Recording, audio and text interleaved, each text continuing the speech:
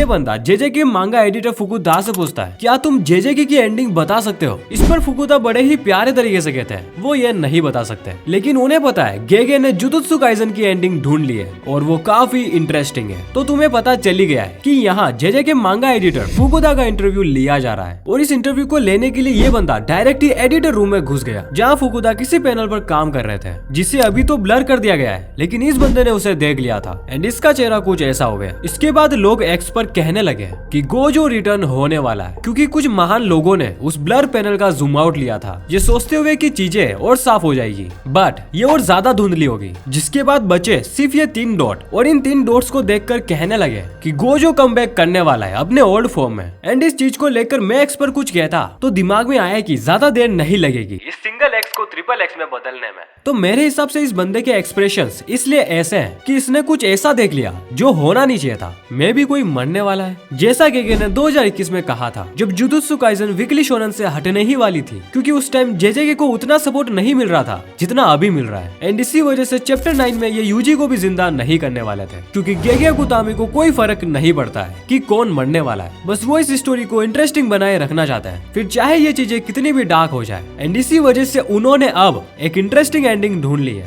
जिसे जानने के लिए ये बंदा फिर से फुकुदा से एक ट्रिकी क्वेश्चन पूछता है कि क्या होगा वन पीस के एडिटर वन पीस की एंडिंग बता दे तो तुम जेजे की एंडिंग बताओगे? इस पर फुकुदा हाँ कर देता है, जिसका कोई सेंस ही नहीं था। अब तुम इस बंदे को जीनियस कह सकते हो या फिर कुछ और। इसके बाद हमें फाइनली कुछ काम की बातें पता चलती है कि आने वाले 2 चैप्टर में कुछ बड़ा होने वाला है। एंड फुकुदा जिस पैनल पर काम कर रहे थे वो उन्हीं 2 चैप्टर में से किसी एक का हो जिसमें हकारी या यूता मरा हुआ हो, और इन दोनों में से मुझे सबसे ज्यादा चांसेस हकारी के लगते हैं, क्योंकि सारे लोग ये प्रिडिक्ट करके बैठे हैं कि यूता मरने वाला है। एंड इसी वजह से गेगे यूता को नहीं हकारी को मारते हैं, क्योंकि यूता ने कह रखा है कि हकारी उससे भी ज्यादा आगे जा सकता है। एंड इसी वजह से हम सबको सरप्राइज देते हुए हकारी मारा जाए या फिर कुछ और ही, जिससे हमारा चेहरा भी कुछ ऐसा हो जाएगा, क्योंकि 2 वीक से स्टोरी अभी तक अटकी हुई है, जिससे तुम्हारी येलो वेबसाइट वीपीएन के डिस्कनेक्ट होने के बाद अटक जाती है और तुम्हें लगता है कि बस 2 सेकंड का आगे और दिख जाता। एंड इसी वजह से तुम्हें वीडियो से नहीं फोटो से काम चलाना पड़ता है।